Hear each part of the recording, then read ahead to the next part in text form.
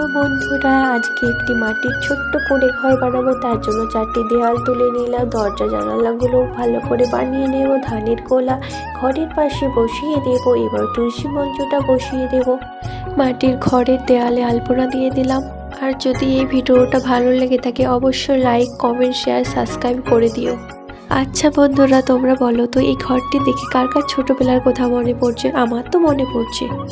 মাটির ঘরটি খড়ের চাল দিয়ে ছেয়ে নেব। সন্ধে হলে গ্রাম বাংলায় প্রত্যেকটি ঘরে ঘরে প্রদীপ জ্বলে, তার জন্য কিছু প্রদীপ বানিয়ে নিলাম, তুলসী মঞ্চের কাছেও দিয়ে দিলাম।